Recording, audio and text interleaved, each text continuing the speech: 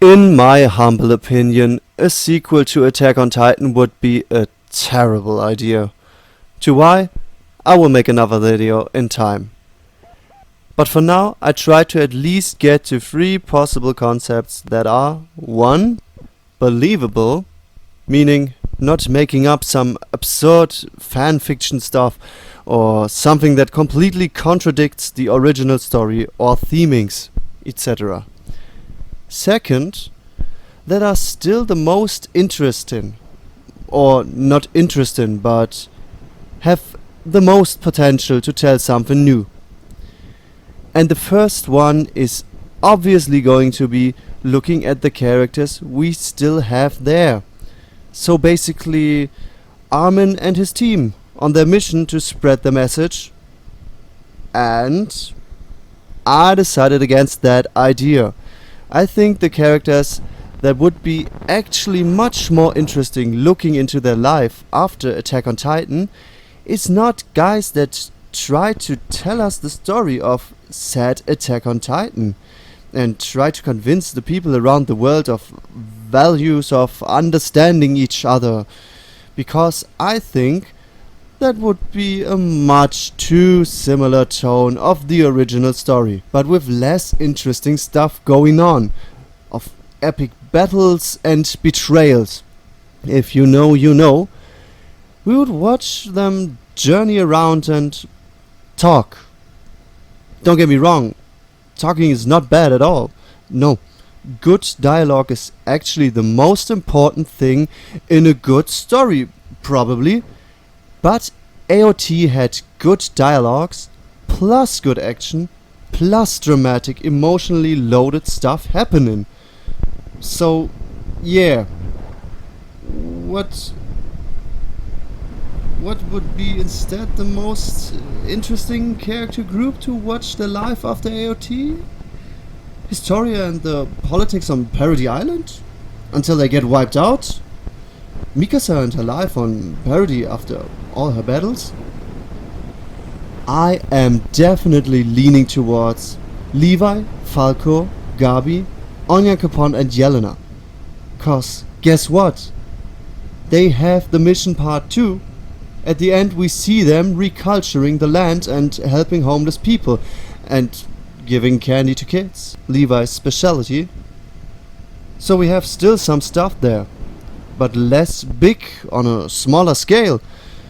Just some dudes helping the victims of the rumbling in person.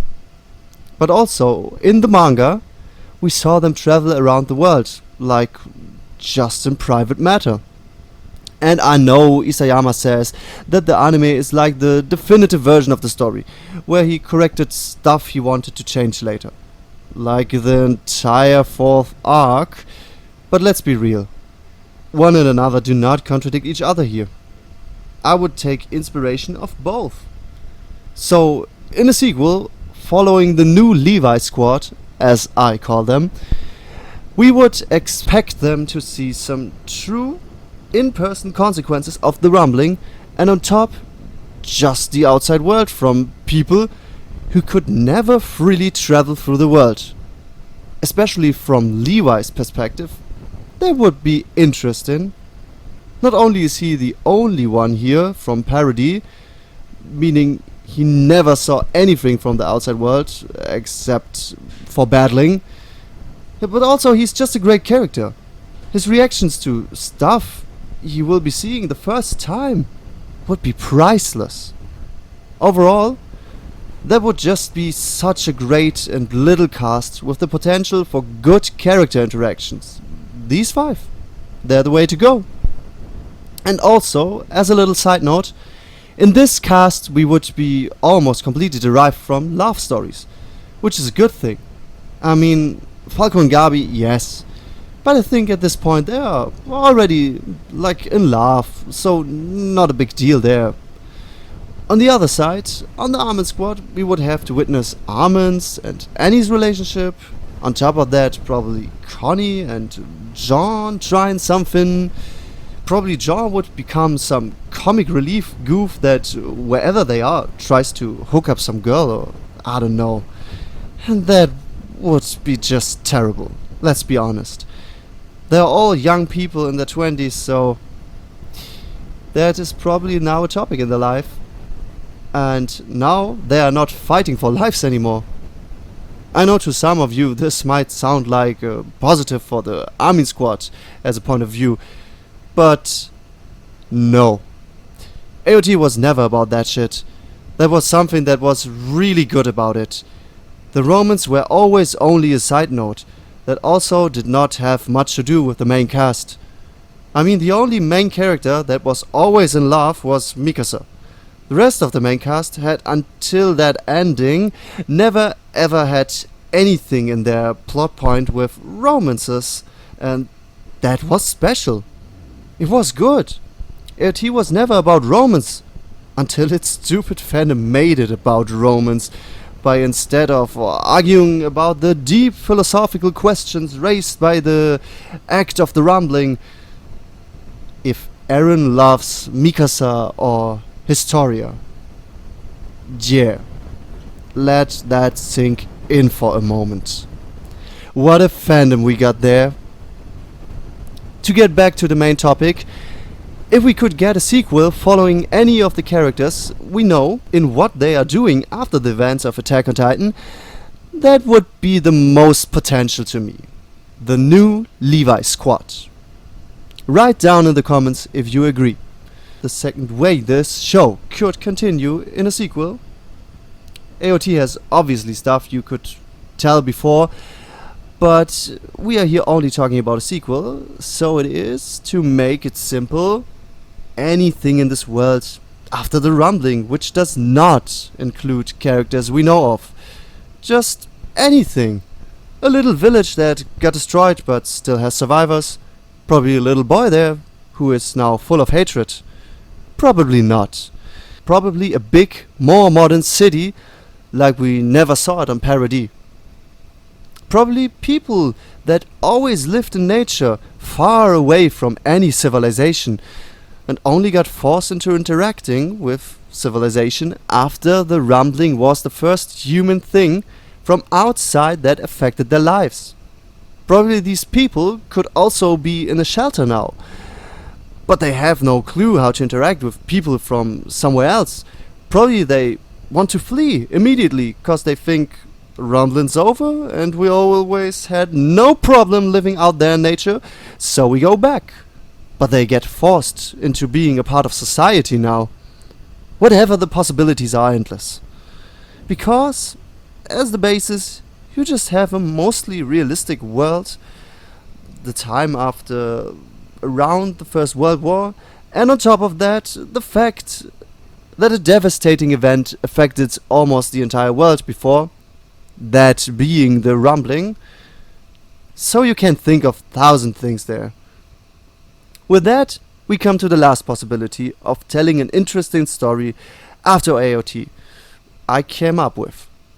And that is, if they already wanted to do that with the franchise, using that very last scene, these last extra pages that were only put into the manga after it already ended. I wonder why.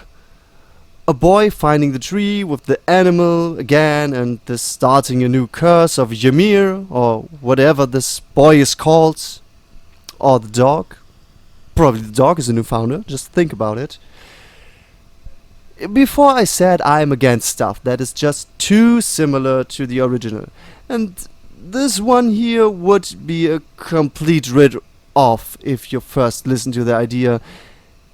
And it is also my least favorite out of these three ideas, but in the end it would not have to be a rip-off. First, you will have a completely new cast, of course, hundreds or even 1,000 years later. Second, you have the same premise, yeah, for the start, but it doesn't have to rip off the plot points of the original as well. You still could tell something completely new with that. The problem is only that sequels somehow never do that. I guess because of some stupid CEO's fear it will flop then? Even though almost all these stupid sequels to great franchises that were just rip-offs flopped, or at least hated from the communities. You know, Star Wars 7, Rings of Power, Jurassic World 1, Boruto, and stuff. But for example, look at Death Note. There we got it done right. A one-shot that played with the idea of someone getting a Death Note from Ryuk. Again, but did completely different stuff with it. That was interesting. It did not spit on the original by either contradicting something there or trying to be bigger than the original. Also, a common mistake sequels often do. If we really like something like AoT, we don't want the sequel to be bigger than AoT. We just want something niche, interesting, that's all. You really think you can make something bigger and then make us AoT fans say, "So AoT was already great, but this is even greater"? That's freaking unrealistic, my stupid CEOs. And with that, as the conclusion on this video, I hope you all have a great